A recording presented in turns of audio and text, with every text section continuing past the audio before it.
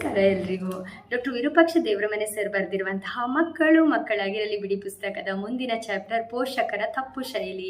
ಅಂದರೆ different type of parenting ಬಗ್ಗೆ ಇಲ್ಲಿ ಎಕ್ಸ್ಪ್ಲೇನ್ ಮಾಡಿದ್ದಾರೆ. ಆದರೆ ಅವು ಯಾವುದೆಲ್ಲ ತಪ್ಪು ಅಂತಲೇ ಹೇಳಿದ್ದಾರೆ ಇಲ್ಲಿ ಸರ್. ಕೆಲವೊಂದು ಕಿರುಚುದು ಮತ್ತು ಹೊಡೆಯುವ ಶೈಲಿ.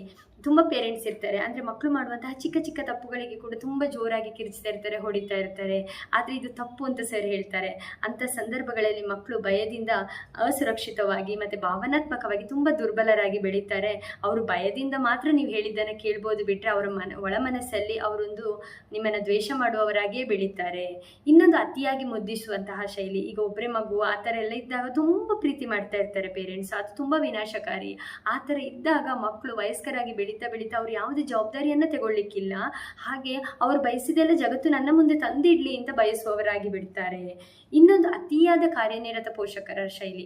ಅಂದರೆ ಪೇರೆಂಟ್ಸ್ ತುಂಬ ಬ್ಯುಸಿ ಇರ್ತಾರೆ. ಇದು ಸ್ವಲ್ಪ ಹೈ ಪ್ರೊಫೈಲ್ ಕೇಸ್ಗಳಲ್ಲಿ ಈ ಥರ ಇರ್ತದೆ. ಯಾಕಂದರೆ ಪೇರೆಂಟ್ಸ್ ಕೇರ್ ಮಾಡಲಿಕ್ಕೆ ಸಿಗುವುದೇ ಇಲ್ಲ. ಮಕ್ಕಳು ಎದ್ದೇಳಲಿಕ್ಕೆ ಮೊದಲೇ ಅವರು ಹೋಗಿರ್ತಾರೆ ಅವರ ಬಿಸ್ನೆಸ್ ಅದು ಇದು ಅಂತ. ಮಕ್ಕಳು ಮಲಗಿದ ಮೇಲೆ ಬರ್ತಾರೆ. ಅವರಿಗೆ ಮಕ್ಕಳನ್ನು ಒಂದು ಭಾವನಾತ್ಮಕವಾಗಿ ಒಂದು ರಿಲೇಟೇ ಆಗೋದಿಲ್ಲ ಅವರು ಯಾವತ್ತೂ. ಹಾಗಾಗಿ ಭಾವನಾತ್ಮಕವಾಗಿ ಬೇರ್ಪಟ್ಟೇ ಬೆಳೀತಾರೆ ಇಂಥ ಮಕ್ಕಳು. ಮುಂದೆ ಫ್ಯೂಚರಲ್ಲಿ ಯಾರನ್ನಾದ್ರೂ ಆಳವಾಗಿ ಪ್ರೀತಿಸ್ಲಿಕ್ಕೆ ಸಹ ಕಷ್ಟಪಡ್ತಾರೆ. ಹಾಗೆ ಯಾರನ್ನಾದ್ರೂ ನಂಬಲಿಕ್ಕೆ ಕೂಡ ತುಂಬ ಹೆಣಗಾಡ್ತಾರೆ. ಇನ್ನೊಂದು ಹೋಲಿಕೆ ಮಾಡುವಂತಹ ಶೈಲಿ. ಇದು ನಿಮ್ಮ ನಡುವೆ ತುಂಬ ಜನ ಸಿಗ್ತೇವೆ. ಯಾಕಂದರೆ ತಮ್ಮನನ್ನು ನೋಡು, ಅವ ಎಷ್ಟು ಜಾಣ, ನಿನಗೆಂತಕ್ಕೆ ಅಷ್ಟು ಆಗೋದಿಲ್ಲ. ನಿನ್ನ ಫ್ರೆಂಡಿಗೆ ನೋಡು, ಅವ ಎಷ್ಟು ಮಾರ್ಕ್ಸ್ ತೆಗಿತಾನೆ, ಆ ಕೆಪಾಸಿಟಿ ನಿನಗೆಂತ ಇಲ್ಲ. ಈ ಥರ ತುಂಬ ಕಂಪೇರ್ ಮಾಡ್ತಾ ಇರ್ತೇವೆ. ಈ ಥರ ಮಾಡುವುದರಿಂದ ಅದು ಸ್ವಾಭಿಮಾನಕ್ಕೆ ತುಂಬ ಪೆಟ್ಟು ಬೀಳ್ತದೆ ಅಂತ ಸರ್ ಹೇಳ್ತಿದ್ದಾರೆ. ಈ ಥರ ಒಳ್ಳೆಯದಲ್ಲ ಅಂತ. ಇನ್ನೊಂದು ಮಿಲಿಟ್ರಿ ಪೋಷಕರ ಶೈಲಿ, ಅಂದರೆ ಆರ್ಮಿ ಸಿಸ್ಟಮ್.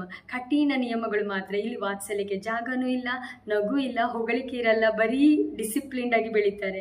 ಅವರಿಗೆ ಸಂಬಂಧಗಳಲ್ಲಿ ಭಾವನೆಯನ್ನು ವ್ಯಕ್ತಪಡಿಸಲಿಕ್ಕೆ ಕಷ್ಟ ಆಗ್ತದೆ. ನೀವು ಹೇಳಿದ್ದನ್ನು ಅವರು ಚಾಚು ತಪ್ಪದೆ ಪಾಲಿಸ್ಬೋದು ಬಿಟ್ಟರೆ ಅವರ ಹೃದಯಗಳು ಮಾತ್ರ ಯಾವತ್ತೂ ಒಂಟಿಯಾಗಿರ್ತದೆ ಅಂತ ಹೇಳ್ತಾರೆ ಸರ್. ಇನ್ನೊಂದು ಸಾರ್ವಜನಿಕವಾಗಿ ಅವಮಾನ ಮಾಡುವಂತಹ ಶೈಲಿ. ಹೌದು, ಇದು ತುಂಬ ಜನ. ಯಾಕಂದರೆ ಏನಾದರೂ ಮಕ್ಕಳು ತಪ್ಪು ಮಾಡಿದಾಗ ನಾವು ಹೇಳಿದ್ದು ಕೇಳಿಲ್ಲ ಅಂತ ಹೇಳಿದರೆ ನಾವು ನಮಗಷ್ಟೇ ಅಂದ್ಕೊಂಡು ಬಿಡ್ತೇವೆ. ಓಕೆ, ಇವರಿಗೆ ಒಂದು ಪಬ್ಲಿಕ್ಕಲ್ಲಿ ಬೇರೆಯವರ ಎದುರುಗಡೆ ಹೇಳಿದಾಗ ಎಂಬ್ರೇಸ್ ಆಗ್ತದೆ, ಆಮೇಲೆ ಆದರೂ ಈ ತಪ್ಪನ್ನು ಮಾಡಲಿಕ್ಕಿಲ್ಲ ಅಂತ ಹೇಳಿಬಿಟ್ಟು ನಾವು ಬೇರೆಯವರ ಎದುರುಗಡೆ ಅವಮಾನಿಸಲಿಕ್ಕೆ ಹೋಗ್ತೇವೆ. ಈ ಥರ ಮಾಡೋದು ತುಂಬ ಒಳ್ಳೆಯದಲ್ಲ. ಇಂಥ ಮಕ್ಕಳು ನಿಷ್ಪ್ರಯೋಜಕರಾಗಿ ಬೆಳೆಯುತ್ತಾರೆ. ಅಥವಾ ತಾವು ನಿಷ್ಪ್ರಯೋಜಕರಲ್ಲ ಅಂತ ಸಾಬೀತುಪಡಿಸಲಿಕ್ಕೆ ಅತಿಯಾಗಿ ಪ್ರದರ್ಶಿಸಲು ಹೋಗುತ್ತಾರೆ ಅಂತ ಹೇಳ್ತಿದ್ದಾರೆ ಸರ್. ಇನ್ನೊಂದು ನಿರ್ಲಕ್ಷ್ಯ ಮಾಡುವ ಶೈಲಿ. ಅಂದರೆ ಕೆಲವು ಪೋಷಕರು ದೈಹಿಕವಾಗಿ ಮಾತ್ರ ಜೊತೆಗಿರ್ತಾರೆ. ಅವರು ಯಾವತ್ತೂ ಮಕ್ಕಳ ಒಂದು ಮುಖದಲ್ಲಿನ ದುಃಖವನ್ನು ಗುರುತಿಸುವುದಿಲ್ಲ, ನೋಡುವುದೂ ಇಲ್ಲ. ನೀವು ನಿಜವಾಗಿಯೂ ಹೇಗಿದ್ದೀರಾ ಅಂತ ಮಕ್ಕಳನ್ನ ಕೇಳಲಿಕ್ಕಾಗಲಿ ಅರ್ಥಕೊಳ್ಳಿಕ್ಕಾಗಲಿ ಅವರು ಪ್ರಯತ್ನಿಸುವುದೇ ಇಲ್ಲ. ಇಂಥ ಮಕ್ಕಳು ಭಾವನಾತ್ಮಕವಾಗಿ ಶೂನ್ಯತೆಯಿಂದ ಬೆಳೀತಾರೆ ಅಂತ ಸರಿ ಹೇಳ್ತಿದ್ದಾರೆ. ಇನ್ನೊಂದು ಕಪಟ ಶೈಲಿ. ಇದು ವೆರಿ ರೇರ್ ಅನಿಸುತ್ತೆ ಈ ಥರ ಶೈಲಿ.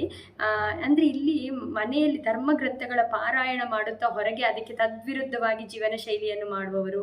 ಮತ್ತು ಕೆಲವೊಮ್ಮೆ ಧಾರ್ಮಿಕ ಸ್ಥಳಗಳಲ್ಲಿ ದೇವರನ್ನು ಸ್ತುತಿಸಲಿಕ್ಕೆ ಮುಂದೆ ನಿಂತು ಮನೆಯಲ್ಲಿ ಶತ್ರುಗಳಂತೆ ಕಾದಾಡುವ ಪೋಷಕರು. ಈ ಥರದ ವೈಪರೀತ್ಯಗಳನ್ನ ನೋಡಿದಾಗ ಅವರ ಮಕ್ಕಳಿಗೆ ಅನ್ನಿಸ್ತದೆ, ಈ ಪೋಷಕರ ಬೂಟಾಟಿಕೆ ಅಲ್ವಾ ಇದು, ಏನು ಯಾವ ಫೇಸ್ ಕರೆಕ್ಟ್ ಅಂತ ಅವರಿಗೆ ಕನ್ಫ್ಯೂಸ್ ಆಗಿ ಆ ಮಕ್ಕಳು ಧರ್ಮವನ್ನು ದ್ವೇಷಿಸುವಂತಹ ಜನರನ್ನು ನಂಬದ ದ್ವಂದ್ವ ಭಾವನೆಗಳ ಜೀವನವನ್ನು ಪುನರಾವರ್ತಿಸುವ ಮೂಲಕ ಬೆಳೆಯುತ್ತಾರೆ.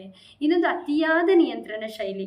ಇಲ್ಲಿ ಮಕ್ಕಳಿಗೆ ಸಂಬಂಧಿಸಿದ ಎಲ್ಲವನ್ನ ಪೇರೆಂಟ್ಸೇ ಡಿಸೈಡ್ ಮಾಡ್ತಿರ್ತಾರೆ. ಈವನ್ ಶಾಲೆ ಇರ್ಬೋದು, ಕೋರ್ಸ್ ಇರ್ಬೋದು, ವೃತ್ತಿ ಇರ್ಬೋದು, ಕೊನೆಗೆ ಯಾರನ್ನ ಮದುವೆ ಆಗಬೇಕು ಎನ್ನುವುದು ಕೂಡ ತಾವೇ ನಿರ್ಧರಿಸಿಬಿಡ್ತಾರೆ. ಇಂತಹ ಪೋಷಕರ ಮಕ್ಕಳು ಭವಿಷ್ಯವನ್ನು ಒಂಥರ ಉಸಿರುಗಟ್ಟುವ ವಾತಾವರಣದಲ್ಲಿ ಬೆಳೀತಾ ಇರ್ತಾರೆ. ಅವರಂಥ ಮಕ್ಕಳು ದಂಗೆ ಏಳುವ ಸ್ವಭಾವದವರಾಗಬಹುದು, ಸಂಪೂರ್ಣವಾಗಿ ದುರ್ಬಲರಾಗಿ ಬೆಳಿಬೋದು ಅಂತ ಸರ್ ಹೇಳ್ತಿದ್ದಾರೆ. ಮತ್ತು ಇನ್ನೊಂದು ಷರತ್ತುಬದ್ಧ ಪ್ರೀತಿಯ ಶೈಲಿ. ಅಂದರೆ ಸಮ್ಟೈಮ್ ಇವಾಗ ಎ ಗ್ರೇಡ್ ತೆಗೆದಾಗ ಹೌದು ನೀನು ತುಂಬ ಒಳ್ಳೆ ಮಗ, ನಾನು ತುಂಬ ಇಷ್ಟಪಡ್ತೇನೆ ಅಂತ ಹೇಳೋದು. ಅದೇ ಡಿ ಗ್ರೇಡ್ ತಗೊಂಡಾಗ ನಮ್ಮದು ಇನ್ನೊಂದು ಫೇಸ್ ತೋರಿಸುವುದು. ಈ ಥರದ್ದು ಷರತ್ತುಬದ್ಧ ಪ್ರೀತಿಯ ಶೈಲಿ ಅಂತ ಹೇಳ್ತಿದ್ದಾರೆ ಸರ್. ಪ್ರಿಯ ಪೋಷಕರೇ, ಮಕ್ಕಳು ಕೇವಲ ಬೆಳೆಯುವುದಿಲ್ಲ, ಅವರು ತರಬೇತಿ ಪಡೆಯುತ್ತಿದ್ದಾರೆ. ಅವರಿಗೆ ಉತ್ತಮ ಮಾದರಿಗಳಿಂದ ಉತ್ತಮ ತರಬೇತಿ ಸಿಗಲಿ, ಭಾವನಾತ್ಮಕವಾಗಿ ಉತ್ತಮವಾಗಿ ಬೆಳೀಲಿ, ಸಮರ್ಥವಾಗಿರುವ ಮಕ್ಕಳನ್ನು ಬೆಳೆಸೋಣ ಅಂತ ಸರ್ ಹೇಳ್ತಿದ್ದಾರೆ. ನಾವು ಪ್ರೀತಿಯಿಂದ ಮಕ್ಕಳನ್ನು ತಿದ್ದೋಣ. ಧನ್ಯವಾದಗಳು.